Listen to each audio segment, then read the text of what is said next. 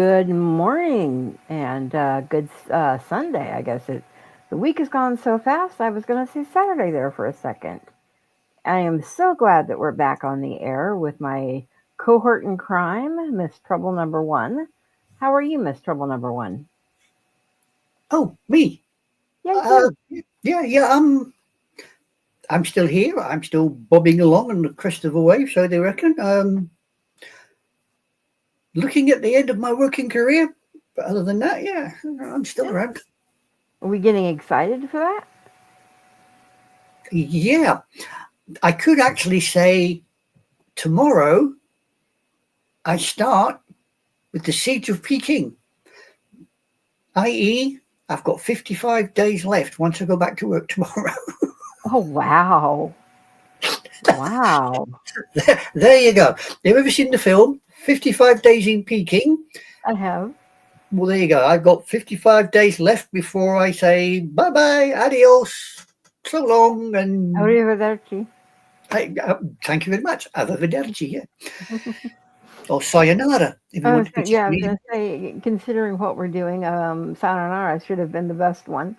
Yeah, Um, I would like, before we start, to actually break down this movie. For anybody who's watching, this will be a sensitive show in certain aspects.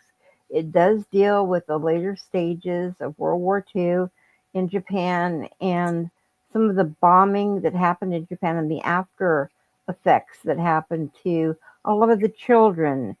And there were after the bombing, a lot of deaths from starvation and other things. We are not going to post some of the more graphic stuff that is in the movie, but we will be posting a couple of things that, while aren't super graphic, you may want to sit and explain it if you're watching this with a younger child or something.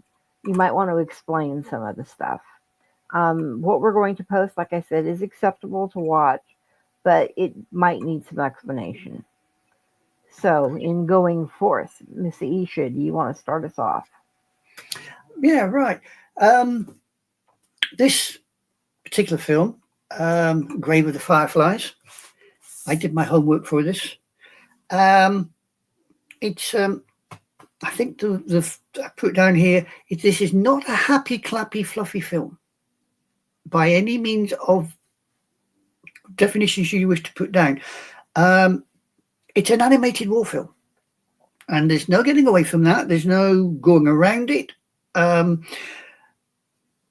it goes in hard, and it keeps going hard. I mean, it starts off with the death of the main character on a train platform.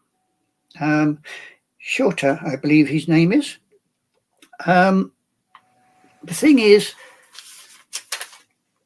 Seita. Sorry, Sheeta. The thing is, a lot of urban myths have gone around about this film, about what you are actually watching.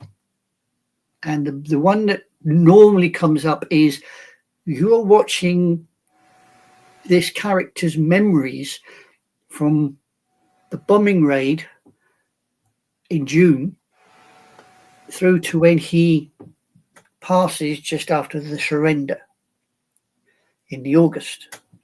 So it's not a great span of time, but it's enough for these two children, because that's what we're talking about, children and the casualties of war. Because this film does not miss the wall, it hits it smack on. Um, it's it's called Death Grave of the Fireflies because that's how people refer to these kids, fireflies, because adult fireflies don't live very long. These kids were not expected to live very long. They were expected to be gone in an instant.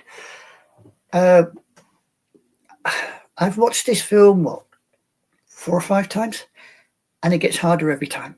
What about you, Liz? Have you? I have seen it many, many times, and my daughter, who's now 20, I had made the agreement that when she was born, because she was raised on Studio Ghibli films. I think one of the very first things that she watched and saw was My Neighbor Totoro, which coincidentally enough was actually Grave of the Fireflies and My Neighbor Totoro was released as a dual feature. So we will probably the next time we're on air actually be doing My Neighbor Totoro. But like I said, when she was very little, from birth on through toddlerhood and everything, that was what she watched. She loved it. She could actually speak it in Japanese. She understood it. But Grave of the Fireflies is one that we had made the decision she's not going to watch until she's much older because of the understanding of it. And because of my own family history with certain things with World War II, my family were in the concentration camps. So there was a lot of death and horror with that that we wanted to explain to her as well. But unbeknownst to me, when she was about 7, she snuck it and watched it and did not tell me for a couple of years after that. I wonder why. Yeah. But um, we then, sat down and we talked about it and we walked through each thing. And from early on with the bombing that happened, and like you said, the film was named Grave of the Fireflies because the children weren't supposed to live that long. But there's a lot more encompassed into that other Oh than yeah, the children. It could also be um, a metaphor for the fact that these planes are dropping incendiary bombs down. And if you look up, those bombs dropping kind of did look like a field of fireflies all scattering. yeah, yeah. Um, and you had mentioned early on when the brother dies, and he states June 5th, 1945, this was the day that I died. And you do see him on the platform as he's dying. But the sad part is there are other people around him doing the same thing. They're dying.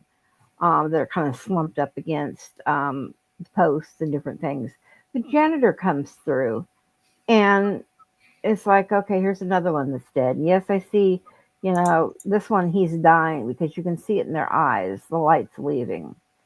And we see that, in the brother's face as he slowly starts to die. And as he's dying, memories are playing in his mind from back to when this first started with the bombing. So everything going forward through that, you see all the pain and all the anguish that he went through, but also there was a lot of joy and happiness between him and his baby sister. And juxtaposed to that, the janitor went through and was cleaning out his pockets, making sure there wasn't something good to take. And the only thing that the janitor found was an empty candy tin. Ah, wasn't And empty. let me Wasn't finish. empty. Let me finish. Don't, don't jump the gun here. Okay, Hell so no. but he went and it was empty. He kind of shook it a little bit. I was like, yeah, okay. There's a little rattling, but he didn't really care too much what was in it, and it was very old. So he went and he threw it out away from the train platform into some of the old bombed rubble, and where it was just starting. The grass was just kind of starting to come back and grow. And when it hit the ground, it popped open, and what we see come out is some white sediment and maybe a little bit of white rock or something. Now, you and I both know what it was. I mean, I knew what it was the first time I saw it, but a lot of people wouldn't necessarily know that. And then all of a sudden, there's a whole big flutter of fireflies, and then you see the ghost of the little girl. And that's when it probably would clue into most people. Those are her ashes and her bones. At the same token, the brother who was dying on the platform just a few feet away finally does pass, and you see his ghost come over and meet hers. And now we go back through to the beginning of the story and we watch the whole thing, including the two ghosts sitting on, I'm going to say it was a ghost train, sitting on that train as they're going and they're riding through into modern day Kobe, and how we see how much has built up and the infrastructure and the highways to where it is at the time this film was made, which was in the 1980s. So much of Kobe and everything was much more modernized, but we don't see that. We just see an outline of the buildings and all the lights and stuff. Yeah. Um, but like I said, it is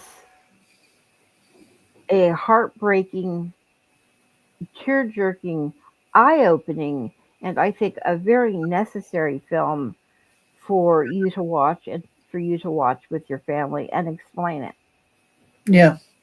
I've often heard it described as one of the best war films that's been Mm-hmm. made.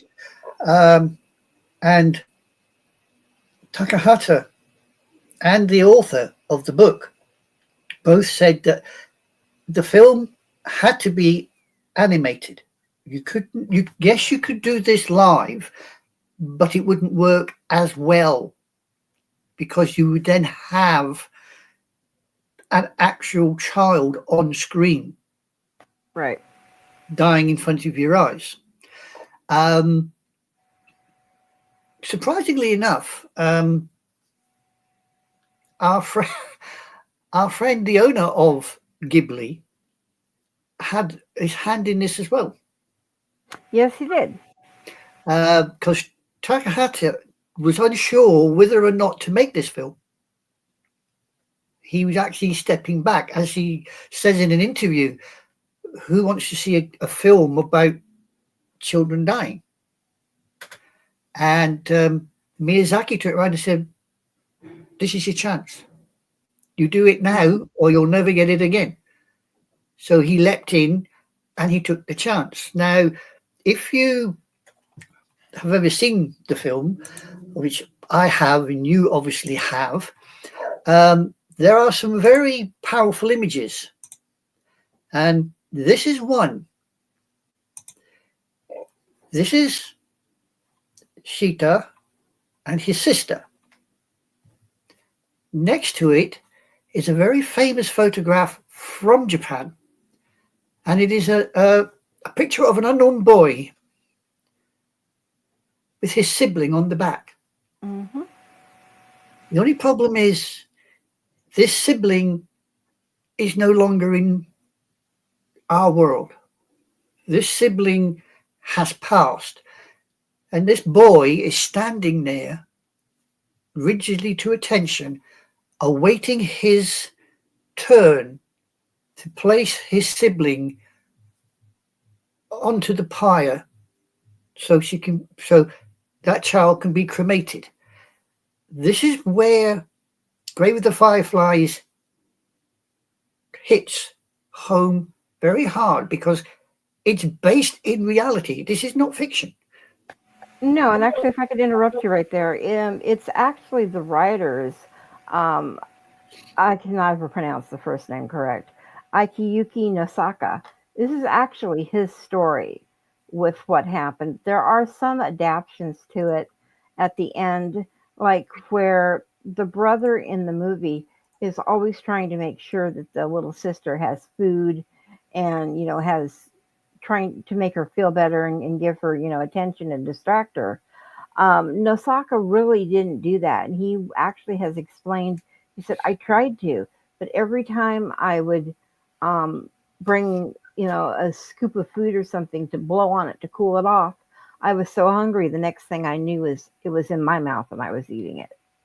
Yeah, And that's one of the things that he felt the most guilty for, to when later on he had a daughter that was about the same age as his little sister, where he had to leave home for 3 months because he was so certain he could not take care of her and could not provide for her because he still felt such horrible guilt and a lot of PTS, of course, that it was too powerful and too painful for him looking at his own daughter and seeing what he did with his baby sister, even though there really wasn't anything he could have done.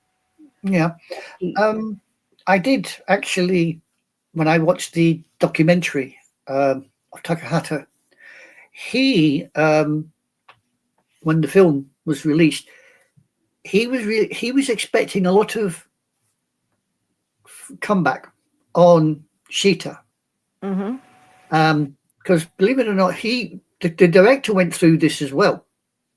He was there about the same age as Seita, and his take on it was he was expecting all this flack about Sheeta's character, because he said quite openly that had Sheeta been around at the time, he would have met the same end, because he didn't have perseverance to keep going. I didn't understand it at first, but it's only when you've watched the film more than once or twice you actually then realize where Takahata's coming from. Yes, it's true.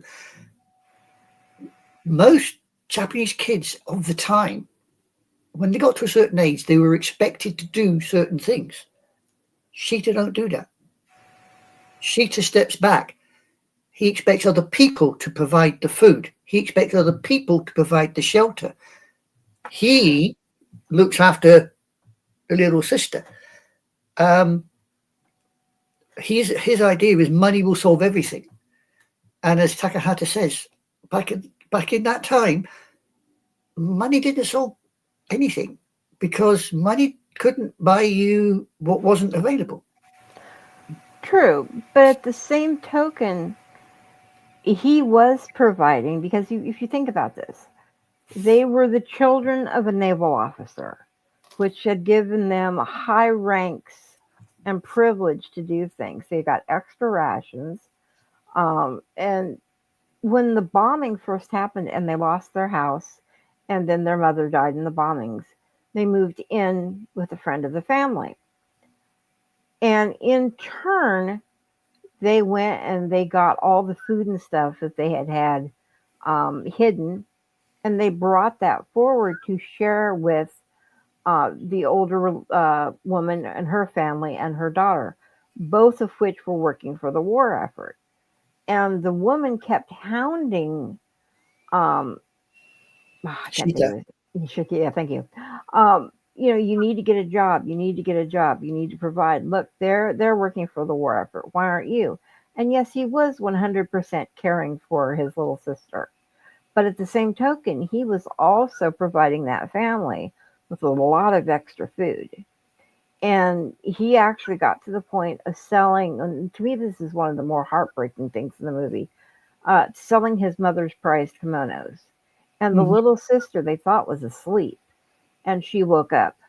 And she had the most horrible breakdown of, "You're not going to sell, mother's kimonos. That's my mommy's." Yeah. And it literally, it breaks your heart to hear it. And there's a flashback of the ghost, and you see the ghost covering his ears and everything, because he still can't handle the memory of her screams and her cries. Yeah. Because of that. Surprisingly enough, I don't know if you ever watched the Japanese version or the American dub version. I've seen both. Right. Well, in the Japanese version, what age do you think the actress is that plays the little sister? I have no idea. Would it surprise you to find out that the actress that plays the little sister is 5? No, not really. It is an actual 5-year-old that plays the little sister. It's a teenager that plays Sheeta, but it's an actual 5-year-old that plays the little sister.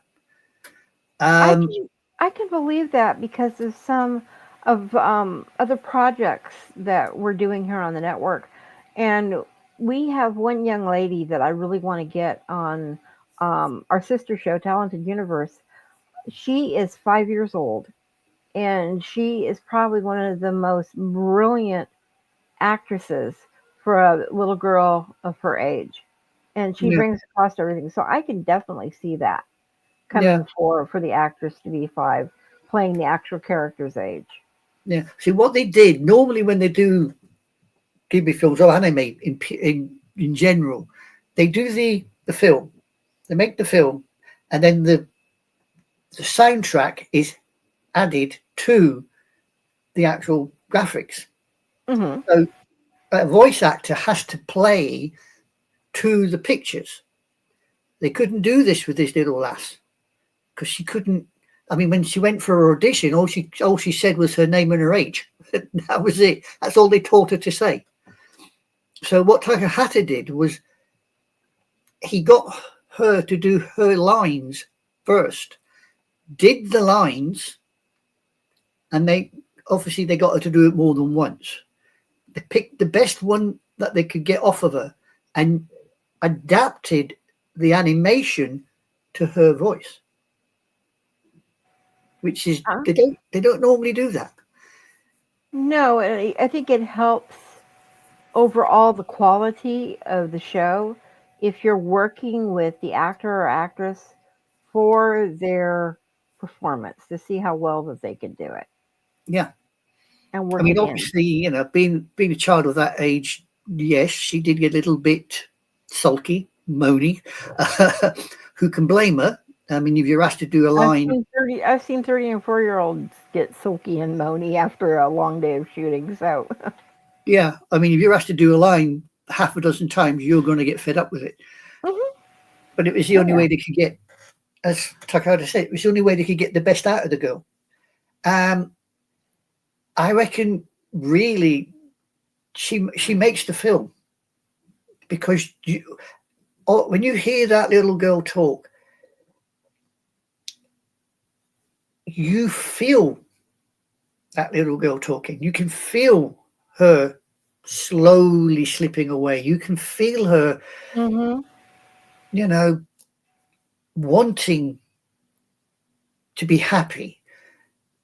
I mean, when some of the pictures that they show you of her in the film, she's bitten to hell with lice and all sorts. And when he takes her to the doctor, he says, "There's nothing I can do for her that a good meal won't sort Yeah. out." She And he says, needs "Well, nutrition. where am I supposed to get the food?" And Yeah. she's like, they also, Takahata uses a very old method. He uses sakura, the leaves of the sakura tree, cherry Mhm. blossom. Yeah. He uses that to emphasize what's going on the screen. And if you look at certain scenes, as you mentioned on the train, you see there's one very memorable scene. It's on the train. Shito is sitting and he's looking at something and he's holding on, and the camera tracks back and it starts to go black around the edges, and then off to Mhm. one side you see a red outline of Shita Yeah. looking at himself, holding on to the little sister who's asleep in his lap, Yep. which emphasizes this is my memory. This is how I see what happened to us.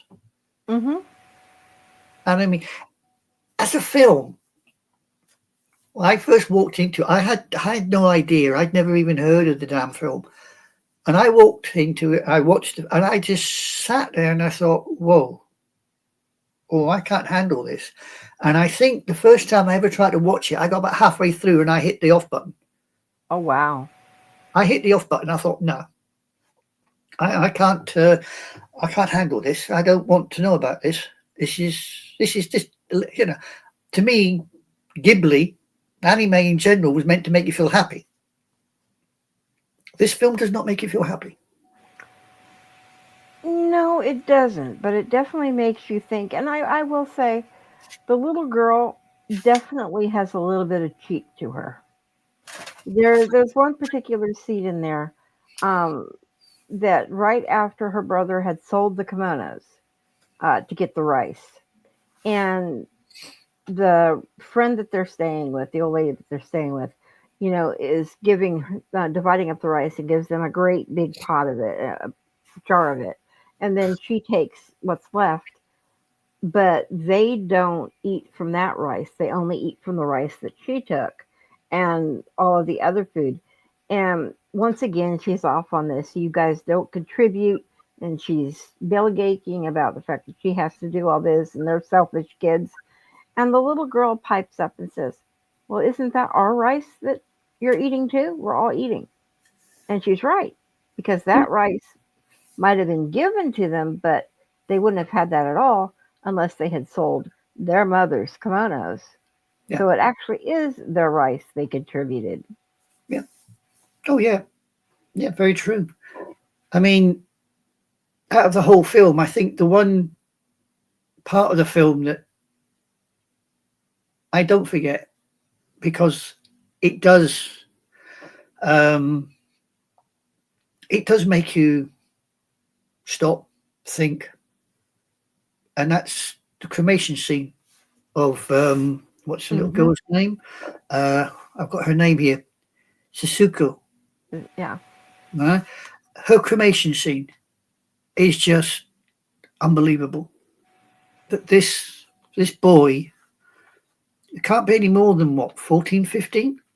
He's 15. He's supposed to be Yeah, depicted as 15. yeah, exactly. He has to get this basket. He lays out his little sister. He gives her all the toys that she's had, all her property that she's got there with her. He puts the basket lid on. That scene, that bit of that scene where he stops.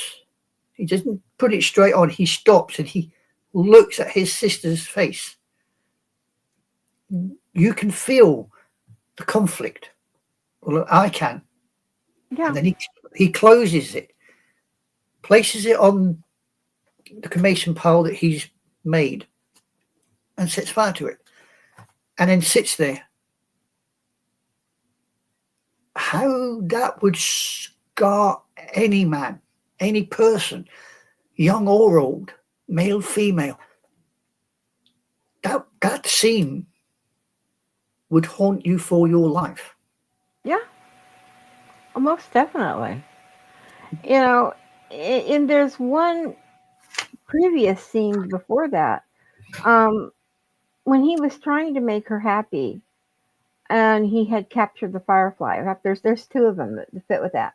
And he had the firefly in his hand, and he goes to give it to her, and she takes it, but she squishes it because you can't you can't trap another creature. You can't impose so much force on another creature that you wipe it completely out. And that I think also was a metaphor, to what was happening. Trying to take over and squish the whole um, country's aspect of things and their belief system. And then later on, he goes, because she's scared of the dark. He goes and he gets fireflies for her and releases a whole basket of them inside the mosquito net. Yeah, But the next morning, like fireflies do, they don't live very long, and they had all died. And he goes out to take care of some stuff and comes back, and she's digging a grave. And she's like, I'm, burying all these fireflies, like you say. Mama's in a grave, but his mother wasn't.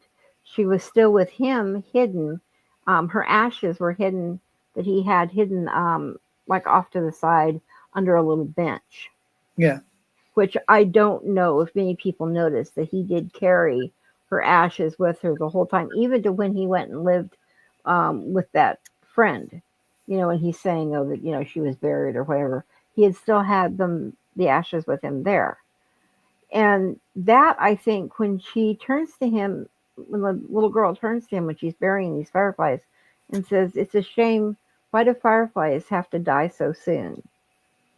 That, I think, in itself is another gut wrencher of a statement that makes you realize it's not just the children that's saying, it's not just the fireflies that's saying. It's like, why does the beauty in life have to be, wiped out so soon? The yeah. children are dying, the country's dying, the fireflies, of course, are dying.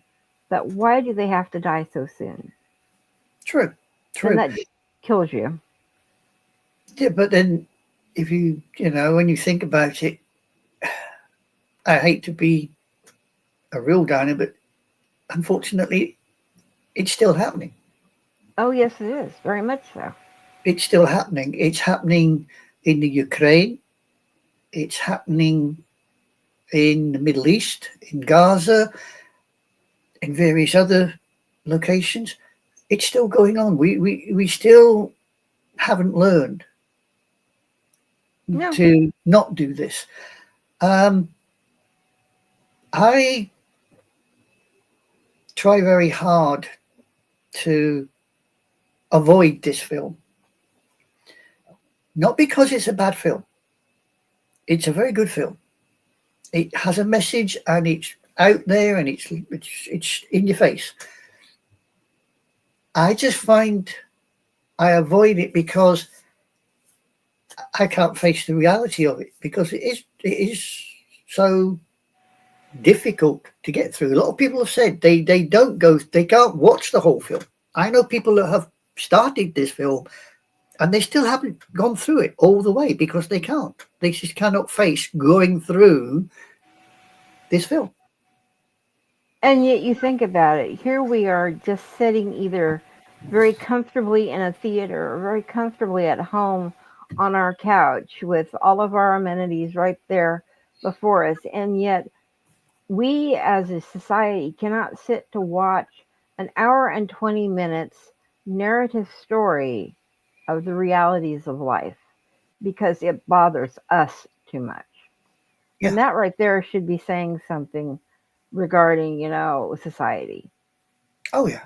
Oh yeah. But we can turn a blind eye to whatever else is going on. The same as I don't want to watch this show. I'm blinded to it. I don't want to hear it. It's not for me. Exactly. Exactly. I mean, we can watch this on the news. This is what gets me. We sit there and watch the news. We get the news from Gaza. We get the news from Iraq or Syria. We get the news from India about floods, or we get the news from the Ukraine, Hmm. some buildings being hit. We sit and we watch that, but we don't turn it off. But somebody puts a film like this on, and instantly it's, I don't want to watch that. And we back away because we can. Because unlike the news, unlike, I suppose, Gaza, where we can objectify, Grave of the Fireflies, you can't objectify it because it happened. Yep. It shows you what carpet bombing, indiscriminate carpet bombing, does to people. I mean, True. let's be honest. In a way, this is a memorial to all fireflies, not just the Japanese ones. Oh, exactly. And as a matter of fact, later on, before the writer actually passed away, I believe he passed away in 2015, he had made the statement of he never wants to see another woman and child go through the horrors and the tortures that he went through and his baby sister went through. Yeah, You know, it was too much. And even he started to express some of this stuff when he started to see with the Korean War some things that were happening, and he was a very young man at that point. And then Vietnam, we did it again with a lot of stuff, and yeah, it's just continued and continued to now, like you said, we have the Ukraine, we have Gaza. What more is going to keep befalling unless people open their eyes, wake up, and it's like, stop stop being idiots is basically the simplifiedest word to it. yeah, We need to take into consideration another person's problem. We're all human. Let's yeah. stop that. I always remember a statement that was made to me when I was in the forces. I never twigged it. I suppose I was slow in the uptake. And the statement that was made was, once you resort to violence, you've lost the argument. Correct. And when you think about it, you think, well, no, that can't be right because, mankind since time immemorial has resorted to violence. Yes, we have. And we're still doing it. So obviously we are not learning the lessons that, there has to be other ways of dealing with situations. This is showing you the consequences of those situations where we have all resorted to violence. Yep. And it still boggles my mind that it might be in another place, it might be another culture, but we keep repeating history. For thousands of years, mankind keeps repeating the same things on continuously. And it's like, when is it going to stop? Unfortunately, I think Yeah. we're on a slow slope to oblivion because we're not learning. We still find scapegoats, minorities, you name it, we find them somewhere.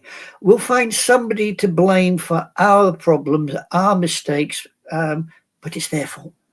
Mm-hmm.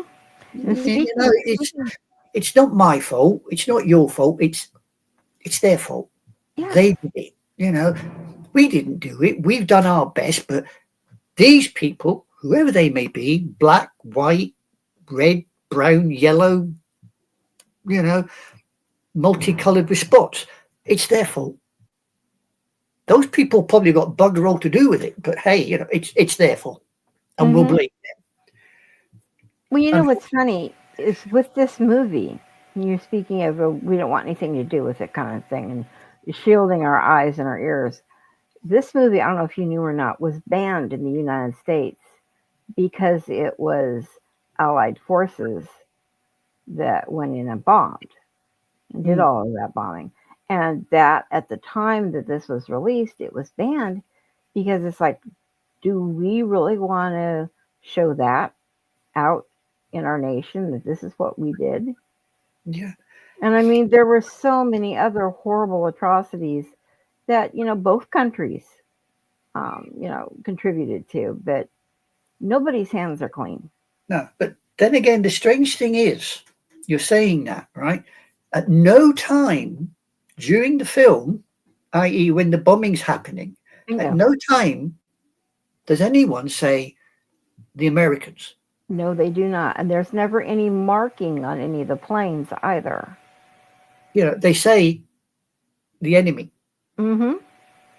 It's only once the surrender has happened that you actually get the statement, i.e., when shooters on the station dying, they say, "Oh, the Americans are coming. We've got Yeah. to get rid of this garbage." When he finds out, when he goes to the bank, that they've surrendered, he says, "What about the ships? Oh, they've all gone. Mm-hmm. So mum's dead. He now knows dad's dead, and the country's just surrendered to the Americans." That's when you hear the word American. Up until that point, you see the planes, you see the numbers, but it's never mentioned that those are Americans. You No, don't. it wasn't. So And yeah. And like I it's, said, there was no marking on the planes to signify, you know, they were completely, like you said, just the numbers. yeah, just the numbers. Silver planes with black markings with numbers. I don't, as you say, I don't remember them having markings on them. I really don't. Yeah, they don't. I mean, I don't think I've got any pictures of the aircraft. No, can't find any of the pictures of the aircraft, which is I think the closest to finding any pictures of aircraft with marking is 1-0, I think, which was on the ground that was all shot up. And it did have some Imperial Sun markings on it. But other yeah. than that, there wasn't any. No, I don't. Excuse me a moment, my dear. Just sort of. Here we go. Yeah. There's the now. You can see the big markings in the tail. You can see something on the wings, but you can't see what it is. No. And if you can imagine that actually moving during the film, it's even more difficult to make out what's on that wing. All you know is they're large aircraft. That's it. So, as you can see, they do not shy away from showing the aircraft. No, they do not. It's and the result of all of this is, is a country that ends up in bits. It really does. It ends up completely and utterly in pieces, which, makes you wonder, really. Again, oops, wrong one. If you want to know what happened to the actual city, which is Kobe, here you go. That's after Mr. LeMay and his merry boys went through. As you can see, there is not a lot left. No, there's not. I mean, I think behind is the rail, going across the whole picture. I believe that's the railway line. I've no idea what the large tower is, but everything around it, those are wooden houses. Mm-hmm. And when you look at an image like that, and you can see what, firebomb rage will do to a city made of wood, it makes you stop, take a sharp and take a breath and think, wow, just how many people did make it out? How many perished in that? It's frightening. Well, to me it is anyway. It really is. And I think going back to when the little sister was burying the fireflies, there's also a scene that brought him back to when he watched their mother be thrown on the communal funeral pyre. When she's burying all of these, lightning bugs, he's remembering back because he was there when they cremated his mother. And she was just thrown onto a huge pile, of the dead that had passed away, from the bombings. And there was a lot of bodies on that funeral pyre. And that I think is, kind of also what kind of jarred him into, and then with her speech is saying, they die too soon. Well, even his mother died too soon. I don't know about that. But this image I'm about to show, this is the image that, for me, sticks with the film. It this is how they show Seita and the sister, and as you say, the incendiaries coming down, you can tell with the little yellow dots, that's the fireflies. Yeah. But those big orange dots, they ain't fireflies. No, they're not. But they're all kind of commingled. They're all intermingled, so, Yeah, so like I said, I think giving a viewpoint of both that can be mixed together. Grave of the Fireflies. Are they being killed because of the incendiary bombs? Are they just having the fireflies where they will normally live out their life of, how long do fireflies live anyway? 24 hours or something? I don't think they last very long. No, I'm not sure. I mean, I think basically I think they live for a couple of days. Yeah, I thought they were very similar to katydids. Yeah, I mean, it's not an unusual thing to see in animation or anime, is this use of fireflies. In fact, one of the very first anime that I ever watched, Kashimashi Girl Meets Girl, again, they make use of the firefly as a fleeting thing. The main character turns up at the station with what will eventually become his or hers partner, and they stand on the station and they throw a stone into the water. But as the stone hits the water, the fireflies on the grass take off. And again, it's to show you the fleeting moment of life. 1 minute you're going to be there, the next minute you ain't. Yeah. So it's not an unusual thing for the Japanese to use sakura and fireflies to denote the passage of time and the passage of life. It's quite an old way of doing it, but it works, especially on this film.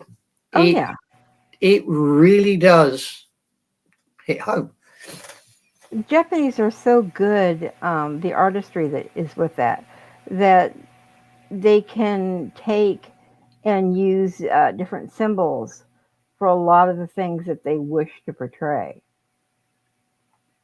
Yeah, I have heard from a lot of people that they're not happy with the animation or the style of animation. They believe that the actual style is a bit simplistic. I don't find that to be the case. Do they portray real people in this film? No, they don't. Both the director and the author have stated, no, these people that you are watching are kind of generic. They're not made to look like any particular person. Okay, yeah, no.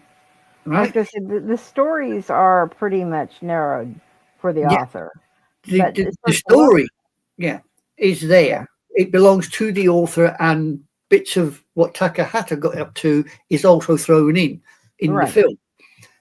But the actual visual character that you see, like Shita, he's not based on the author and he's not based on Takahata. no, he's not. They've taken generic pieces from the photograph that you see with the boy with the baby on the back and all of this, and they put it all together to come up with this character. But that character portrays not just the author or Takahata, it portrays every firefly, male, female, young, old. Yeah, And the little exactly. sister, likewise, portrays all fireflies: Hmm. Japanese, English, German, French, Russian. We didn't call them fireflies in Britain because we have fireflies, but it's not in our way or our cultures to call these kind of things fireflies. We probably had a name for it ourselves. I'm not privy to that. But we had children that didn't make it. We weren't quite as, I don't think we were quite as vindictive as leaving kids to die on station platforms, but we had kids that didn't see, that were there at the beginning of the war, didn't make it to the end. Oh, yeah. The Germans had the same. So did the French, and so did the Russians. So did the Italians. America, fortunately, didn't suffer that, which is, I think, another reason why they may have not wanted to show this film in America. It's a good possibility. I mean, as you say, at the time it came out, which was the 90s, America didn't exactly have very good PR at the time, I think. There was a lot going on, if I remember correctly. Mm, yeah, there's a lot going on, and this film was originally released, at least in Japan, in '88. So, Yeah. So you had a lot going on, a lot happening. So they didn't want this particular thing to dampen the mood. true. or dampen the mood any more than it already was. Which I think is a shame, because it is one hell of a film. It once you watch it and you understand it, it's indelible. It leaves a mark on you. Or don't you agree with that? Oh no, 100% it leaves a mark on you. And it is a film, like I said, I think should be watched, but definitely if you're going to watch it with someone slightly younger, like preteens, maybe even depending on how, I don't want to use the word sheltered, but there are some parents who homeschool and do different things, and the children have not quite experienced as much in the world as what other children would see. To go ahead and watch that with your children to explain things, Yeah, you yeah, know, I think it be a yeah. necessity. I agree with you. It's one of those Ghibli films which, strangely enough, you need to preamble. You need to pre-warn, preamble, and say, look, yes, it's an animated film, but it's portraying events which happened. Yes, there are things you might not like, but this is life, Yeah. and you must face this. Um, I can't be honest and say that I've ever been at a showing of this where there have been children present. Again, I've noticed a lot of people that watch anime and watch this film, they tend not to watch it around kids. I think it's because most of us know what it portrays. Um, with me, I think I kind of consider my daughter and different things a little bit different because she was raised knowing actual history from a very, very young early age. I mean, the real raw history of it, you Yeah. know, um, and has kind of grown into that. But I think for the most part, most people don't, and they wouldn't take their children to see it. No. I mean, I've met people that I've said about, oh, have you watched Grave of the Fireflies? Because they've all about Ghibli films. And as soon as you say Ghibli films, they set to default, you know, Kiki's Delivery Service, Yeah, Jack Returns, Princess Mononoke, you know, Spirited Away, all the fluffy films, basically, all the yeah. little fluffy, happy, clappy films. When you say Grave of the Fireflies, they look at you and go, "That Ghibli film, yeah. Oh, I Hmm. wouldn't watch that with my kids. No, no, no, I don't watch that one. Why not? Oh, it's a downer. It's a miserable film. No, it's not a miserable film. It's just a film which, unfortunately, is telling you some history, some home truths. And if you haven't got the kahunas to face that, then maybe you should take a good look at yourself. Hmm. Because how many parents out there went and watched um, a war movie that there's been several over the last 20 years? You know, Believe it or not, do you know what I link this to in regards of the way that it hits home? And this may offend you. It's not meant to. Grave of the Fireflies, to me, is almost like Soldier Blue. mm, okay.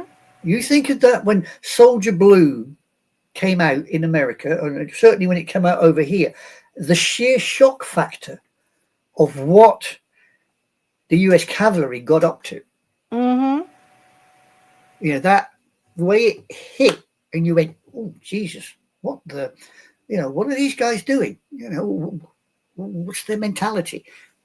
Grave with the Fireflies is almost like saying, wait, you see this and you think, what was the director thinking when he made this? Why has he made this film?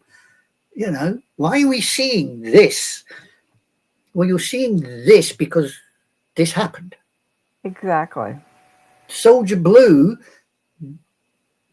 may not be showing exactly historical events, but events of that kind happen. People may not want to admit that. People may not want to even think that. But unfortunately, it happened. Native Americans were slaughtered. Yes, they were. In no uncertain terms, they were slaughtered. This Grave of the Fireflies shows you, yes, America was at war with Japan. Japan started the war. No one is denying that fact. But this shows you what unrestricted warfare against civilians. This shows you what happens. This is what happens. This is the result. Why are we still doing it? I don't know. And I will now get off my soapbox and hand back to you. No. I'm just thinking throughout the entire circle of the movie, what points we haven't picked up on. You know? I don't think we missed any of it, actually. We've gone through the reason it starts. We've gone through why the film does affect you. The stories behind the film. I mean, there is a documentary of a well-known historian who actually does a historical perspective on this particular film, with a Japanese historian alongside him.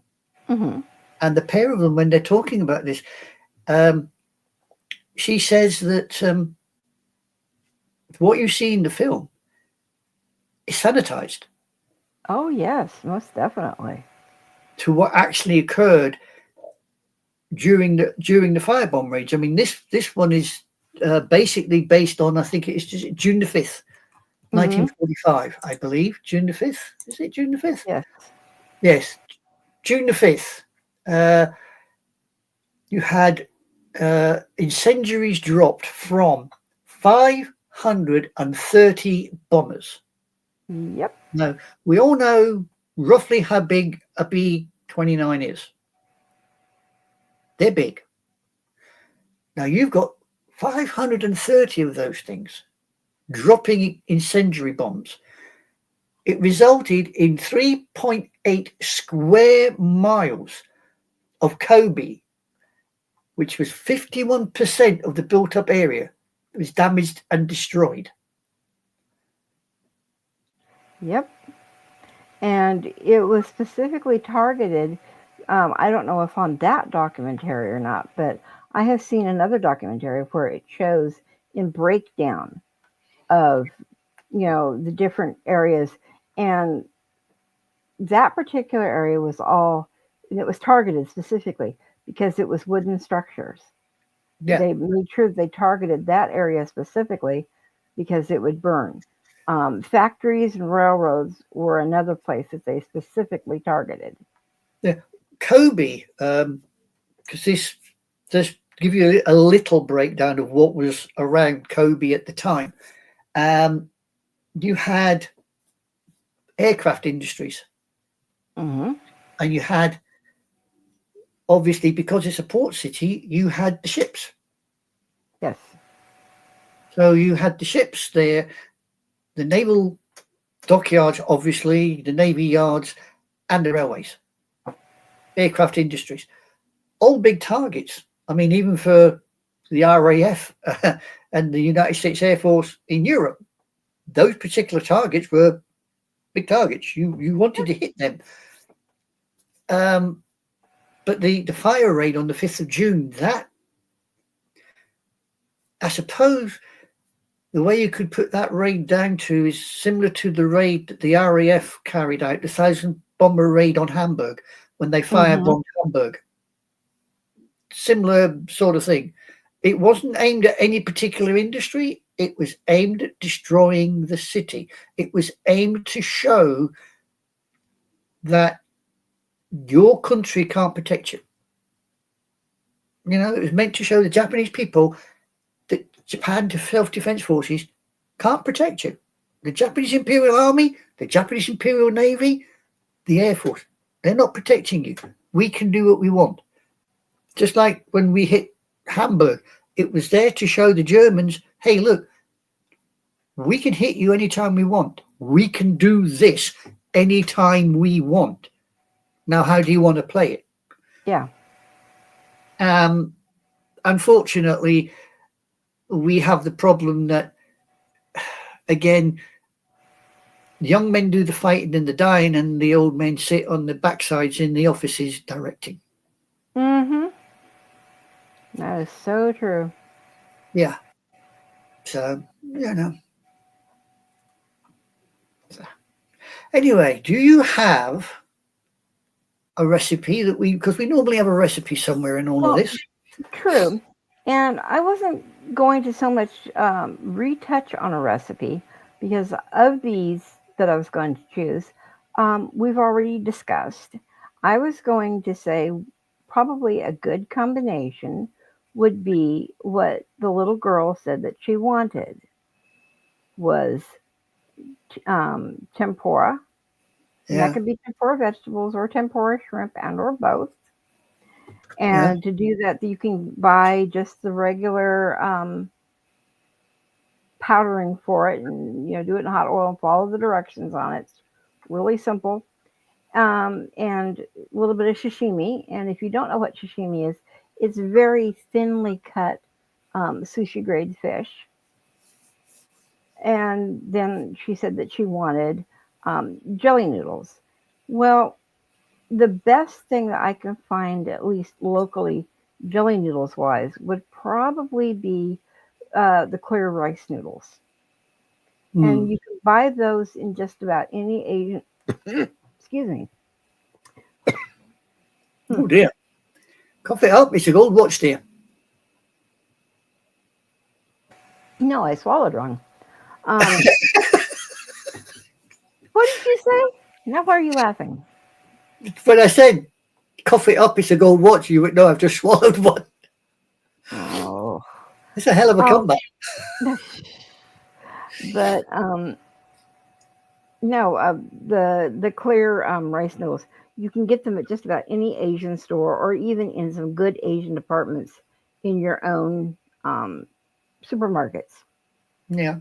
There's instructions on those as well. You soak them in water, let them expand, and then cook them. And I think right now, with it being the end of summer, that would be the perfect dish to have for dinner, along with some very chilled, ice cold watermelon. Yeah, because he And that gives incorporates everything that was in the movie as well. you forgot one thing. Oh, Ice cream. She did say she no, she wanted did some ice say cream. ice cream. She did say she wanted ice cream. Yeah. So with that, okay, you can do a mochi ice cream, or you can just do a regular ice cream, I suppose. Yeah. Exactly. Exactly. I thought at first you were going to say that you wanted daikon radish soup. Yeah. I'm looking here at the film in general, Uh-huh. and the box office receipts for this particular film, because it only runs 89 minutes, Yes, it's and really it short. was it was released on the 16th of April 1988. That was Japan's release, wasn't it? Yeah. So far, according to this film has made 1.7 billion yen. Wow. So it has made its money. I didn't realize that Seita, when he dies, is at the Sunamura station, Mm-hmm. surrounded by other malnourished individuals. I mean, I know it's other malnourished individuals, but I didn't know the name of the station. but apparently that's the name of the train station. Oh, okay. So, you know, and as you said, the two board a ghostly train and throughout the journey look back at the events leading to Seita's death. Their spirits, healthy and content, arrive at their destination, a hilltop overlooking present-day Kobe, and they are surrounded by fireflies. Mm-hmm. So you were perfectly correct on that. As the sun is Um, blinding me in my face at the moment. oh, Oh, I mean, the little girl, Japanese one, is Ayano Shiraishi. Um, Sheeta and Setsuko's mother is actually played by the same person. oh, really? Yeah, How interesting. Yoshiko Shinohara. Okay. Now, the English version, surprisingly enough, is Sheeta uh, and Setsuko's mother is played by Veronica Taylor. And the Oh, little girl is Connor Orr. That was the Sky Pilot version. So, hmm. yeah, I don't. exactly. I don't know her. I can't say I've come across them myself. Um, it's also shock horror, got a critical reception, but as I said, the director was waiting for this backlash on the main character. He expected them to have a go at the main character, and actually they didn't. They sympathized with the main character, a little like yourself. They sympathized with him. I do. I mean, Yeah. It it's got 3 awards, surprisingly enough. 89, it won the Blue Ribbon Award. Takahata picked that one up. And in 1994, the Chicago International Child's Film Festival gave it 2 awards, the Anime Jury Award and the Right of the Child Award. wow. So, and those were picked up in 1994. And that was 6 years then after the original release. Yeah. But I'm reading this. I didn't realize there was meant to be a follow up to this. Oh, was there? Yeah. It was going to be called Border 1939, based on the novel The Border by Shin Shakata, and would have told the story of a Japanese teenager from colonial Seoul joining anti-Japanese resistance group in Mongolia. The film was intended as an indictment of Japanese imperialist sentiment, which is briefly touched upon in this film. Although Takahata finished a full outline, which is republished in his book, Thoughts While Making Movies, the film was cancelled before production could start due to the 1989 Tiananmen Square protests and massacre. Aha. Okay. So there you go. I wasn't aware of this, but there are 2 live versions of this as well. There are. I was not aware of it either. There are.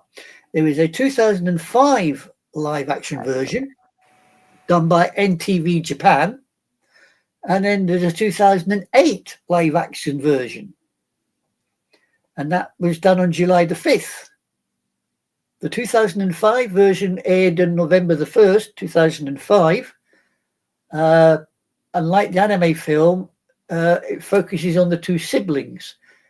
The 2008 version, again, focuses on the 2 siblings. Doesn't change Okay. location. Yeah, so there are 2 live versions of this, which I didn't realize. Yeah, I didn't realize that either. So you know, it does tend to make you wonder, because I have seen a documentary where one of the, I think it was the author and a historian, states that live version really wouldn't work. So, Correct. Yeah, having I've never heard seen that.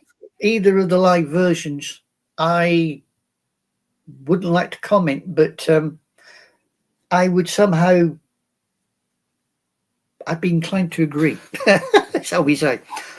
Yeah, I would agree with Nisaka, definitely. So, if you wish to see a live version of this, um, the 2005 version is by NTV in Japan, and the second version was also released in Japan. Has Ryo Yosakiti and oh, I hate Japanese names. Rina Hakayama. So they're both around apparently. So you can.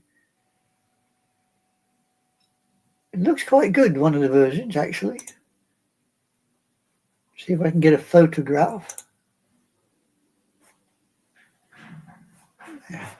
This is a picture from the live version. So please excuse the size of it. It's the only one I can get. But there you go. Oh, okay. That is obviously Sheeta. This is Sheeta, the little sister, and the mother Yeah, early on. early on. So that's the only one I can find from the live versions. Okay. And you'll have to excuse the fact that I've got my avatar on at the moment. I've got the sun shining in so bad, it looks like I'm a glowing star coming down or something, or a sun. It's just hitting me just perfect for this, so it's like, ah. So in other words, you've become a firefly. Uh, what do you think? Yeah, I can see why Yeah, you. a firefly. Yeah, bit of a firefly. Yeah. So, Unfortunately, I cannot put my avatar up because it's not my avatar, as you can see. oh yeah. Somebody's been playing. I think that's Jamie's or Karen's. Yeah, somebody's been playing with the avatar. That's not my avatar. Sorry. Really, really isn't my avatar. There you go. There's my avatar. No, So I take. it was probably Jamie's, because I think last night they had a program. And remember, when anybody else comes on, got to double check your avatars to make sure that they're still good. Yeah, well, I had checked it and it was all right, but unfortunately, it would appear that somewhere along the line there's been a hiccup, and I got the wrong avatar again. Ah, okay. Yeah, what the hell? It's only an avatar. It's not exactly going to break the bank, is it? No, just kitty cat. You're fine. Yeah. So, in 2 weeks' time, we will be doing a follow-up to this Yes. with the film that was released alongside it, to which the director of Grave of the Fireflies was none too happy about. Do you wish to describe that particular film? It will be My Neighbor Totoro, which is a very sweet film about two little girls, one probably about the same age as our little girl in this one, where she finds in the mysterious forest a large, fluffy beast that wears a leaf for a hat. And she finds a magical cat bus. It's a cat, but it's a bus. And it runs on telephone wires. Yeah. And the reason, in case anybody's wondering why Takahata was not very happy, was if they saw Totoro first, they unfortunately didn't hang around to watch Grave of the Fireflies. They would start watching it and then leave. Pardon me? I think it should have been the other way around. Yeah, as he said, if it was the other way around, where they showed Grave of the Fireflies first and then Totoro, everybody hung around for Totoro. So, you know. And probably would have made them feel a little better too, leaving the theater instead of being very down and depressed. Yeah. I mean, I will not deny it. This is, as I said at the beginning, this is not a fluffy, happy, clappy film. Mm-mm. This film goes out to shock. It goes out to make a point. It goes out to prove a point. And it does so very powerfully indeed. Would I recommend people watch it? Yes. It's an education. It's also a film that if you don't watch it and you hear other people talking about it, you will have missed something. You really will have missed an experience, because it is an experience. Some people only watch it once. I've watched it more than once. And I'll be honest, it doesn't get any easier. The more you watch it, you know what's coming. So it does not get any easier the more you watch it. In fact, the more you watch it, the more difficult it can become as the film progresses, because you know what's coming. You know what you're going to see. And there are one or two images throughout the film which does shock you, will, I suppose, trigger one or two people. So be aware. But should you watch this film? Yeah, I would say yes. What do you say, Liz? Should people watch this film? I think most definitely they should. And like I said, definitely watch it with your children, but have them be maybe a little bit older, and probably go ahead and you watch it first so you can sit there with your child and explain things as they went on. And I will say one thing regarding the graphicness of certain parts of the show. I hadn't watched this for a few years, and as you know, I am a huge World War II historian, including pictures of certain things, from all different sorts of fire bombings and everything else. So I have seen the real pictures of a lot of extremely graphic things. And one particular scene I actually said out loud, it's like, oh, I forgot that was in here. That is really graphic. Yeah, So be prepared to see, a few things that is definitely graphic. But other than that, it's mostly something that will tear your heart out. But there's a lot of very sweet, sweet, undeniable moments in there of, a brother caring for his little sister and the companionship they had. And even to the fact of it turning where the little sister is so sick and the brother is beaten up because he got caught trying to steal food, and she in turn turns to him and is trying to care for him, saying, does it hurt? We need to get you to the doctor so you can get a shot. And where she was trying to be the caretaker. yeah, So things like that kind of really will break you watching as well. yeah. I mean, I think also where she, in her final scenes, he comes back from being to the bank and he's got the last of the money and he's bought a lot of the food that the child needs. And he finds her on that slow slope downwards. That scene, that he's there with it's watermelon, Yeah. surprisingly enough, watermelon. And he gave her the watermelon and he says, I'll leave it here for you. I'll leave it here. And he walks outside. And all you hear from the narrator, which is obviously Seita, he just turns around and says, she never woke up. and you see this little 5-year-old gone, and that watermelon stays there. He never goes back to pick that watermelon up. That watermelon stays there, and he leaves. And I think, and again, rather poignantly, is near the end of the film, the people in the house on the opposite side of the lake return home. And they're all well-fed, rounded, happy, and they've got kids. And they're playing There's No Place Like Home.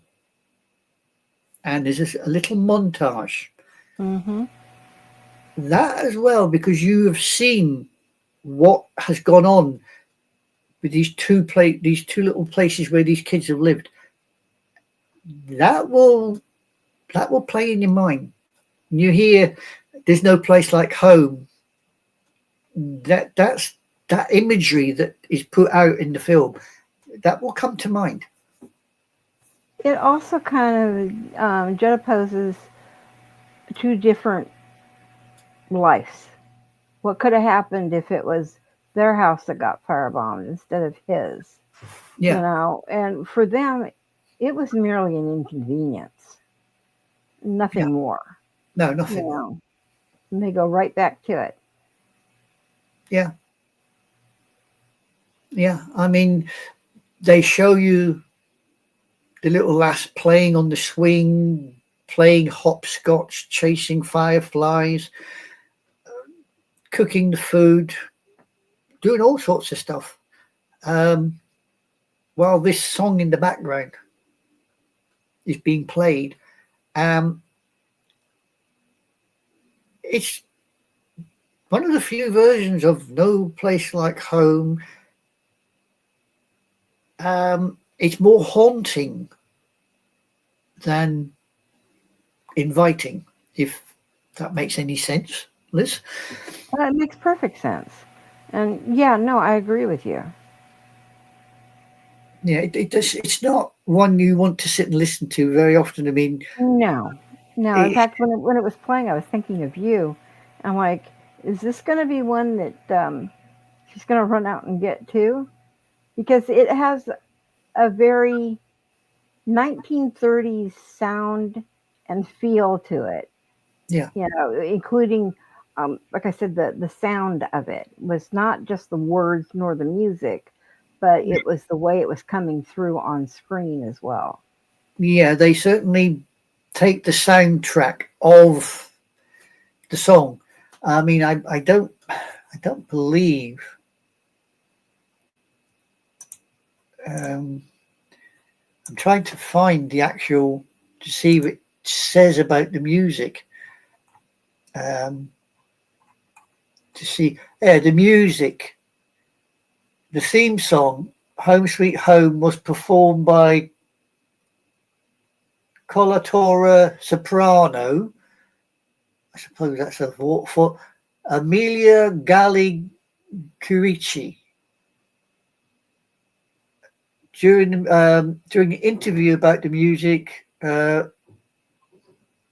Miyamaya stated he creates his music to encourage peace. There is an album, a soundtrack album actually, which was released on April the 5th, 1997. The soundtrack does not contain standalone music and instead features both dialogue and music as they appear in the film. So I love how you read that, and then all of a sudden there was a loud thump from your neighbor or whatever. It was like that was your statement, and you're putting your yeah, mark on it. that was it. Boom. Nice timing, makes a change. There is a second soundtrack album titled Grave of the Fireflies. This one was again released, re-released in 1997 on November the 25th. The first one has 18 tracks. The second one only has 10. Okay, so the first one has 18 tracks. The second one has 10. Yeah. Hmm. I know. Makes It's you like almost wonder. double. Yeah. Well, the first album with 18 tracks lasts 58 minutes, while the second track with 10 lasts 49 minutes. Go figure. Yeah. So I don't know what they've done or how they've done it, but that's basically what they've done with the soundtrack albums. I couldn't tell you. No, I must be honest. I do have a couple of soundtrack albums myself. Um, I don't have Grave of the Fireflies. Um, the one soundtrack album which I do play a lot and quite enjoy is an anime film we were going to review, but situation arose where we couldn't do it, and that was Tales of Earthsea. Ah, which we will put all of those back in rotation. Yeah, but So, I got the soundtrack because I enjoyed the soundtrack so much. I bought the soundtrack album and I play it quite a lot, and it's magical in its own right. okay. It's even better than the film, if that makes sense. It, yeah. The soundtrack album of Tales of Earthsea way better than the film. But we'll get onto the film as and when we review it, Yeah. because we've got My Neighbor Totoro to wade through first, in case anybody's wondering. Her favourite. She Who, loves it. me? Yeah, you, Moi? madam. Yes, it is one of my very, very favorites. Yeah, between that and Wolf Children, don't get in the way.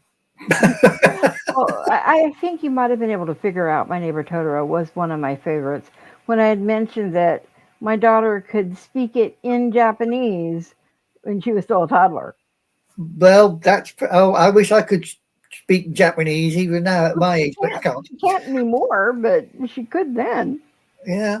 Well, when I was a child, I could sing White Rose of Athens from Nana Muscuri. I could sing that in German. Yeah. Can't now. Back then, I used to be able to.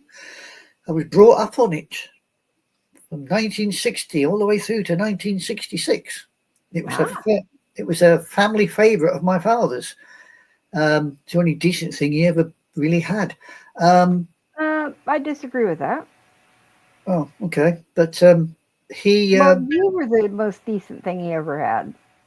he didn't think so. He didn't think so. But no, when I hear the film, when I hear that particular song, White Rose of Athens, I never hear it in English. I can't listen to it in English. It doesn't sound the same to me in English. It has to be the German version. Oh, how interesting. If I hear it in English, I sit there and think, what the bloody hell's that? White Rose of Athens. No, no. Turn it off. And I have to go and find the correct version and put the correct version up. To me, the correct version is the 1960 version, Nana Muscuri in German. Ah. Sorry. It's like some of the music that's come out of these anime films and a series. You hear English versions of them and you sit there and think, what? No, or somebody puts up the English lyrics and they make no sense at all. I think, no, forget it. Just let the song play. Do you have anything left of that similar ilk? I do have a few. It's like not necessarily movies, but there are a couple musicals that I absolutely adore. And Phantom of the Opera is one of them, and Les Mis is the other, both of which I have performed when I was in college. I should have sent over my mother's Phantom of the Opera mug that she got when she went to the show. Huh? Oh, did you get autographed program too? I believe she had the Phantom's autograph. Oh, Right. I don't know what she done with it, but the mug was one of those mugs where you, as soon as you poured the hot water in it, Hmm. the mask lit up Oh, wow. on it. It was a black mug, and the mask just appeared on the Yeah. side of the mug. But I believe it went to charity.